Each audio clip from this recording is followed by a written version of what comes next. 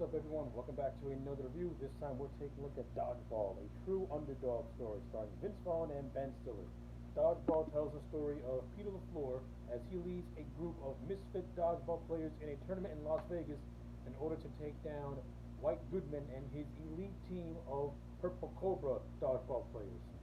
Alright, that's the overall story of Dodgeball. Let's breeze right through this review. Overall, I think this movie is really funny. I enjoyed Dodgeball. I think it was really good. This ain't the best Vince Vaughn nor Ben Stiller movie, but for what it is, I got a lot of enjoyment out of it. I think Vince Vaughn and Stiller were very, very good in this role. I like Vince Vaughn. I've always been a fan of Vince Vaughn as an actor. I found him to be really, really funny, and I also find his dramatic roles to be very underappreciated as well. In this movie, he plays a character called Pete LaFleur, who is the owner of this gym called Average Joe's. And Vaughn did a good job at playing Peter as like this down to earth, just low key type of guy who lets things just slide off him in a way, and kind of doesn't take things all that serious. While in the contrast, you have Ben Stiller, who plays the character of White Goodman, and Ben Stiller in this movie plays a very good narcissistic dick who you want to see get his in the end so bad. I love Ben Stiller in this movie. I thought he was absolutely hilarious as the character of White Goodman.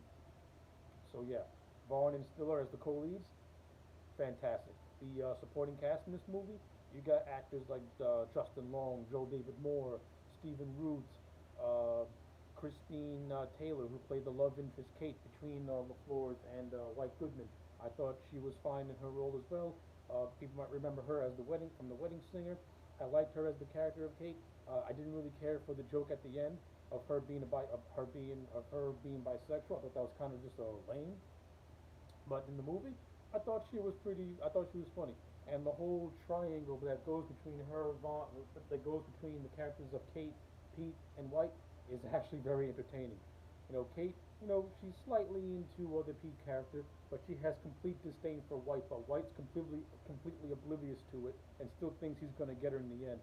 I think the triangle in this movie is actually pretty funny, and it does lead to some memorable quotes and moments from the White Goodman character. So that's cool to itself. Uh, this movie also has Rip Torn, who plays Patches O'Halloran, a coach, a former dodgeball coach and dodgeball player.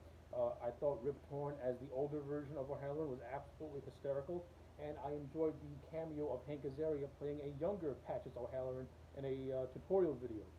Uh, all around, Azaria and Torn in their two portrayals of Patches, I thought both were funny for what they were.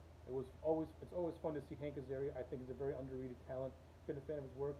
Rip Torn as older Patches is, to me, was gut busting hilarious. He is my favorite part of this movie. As just old wheelchair bound curmudgeon who just tortures his team as part of like a tough love thing. The whole training montage with the team and Patches is utterly hysterical.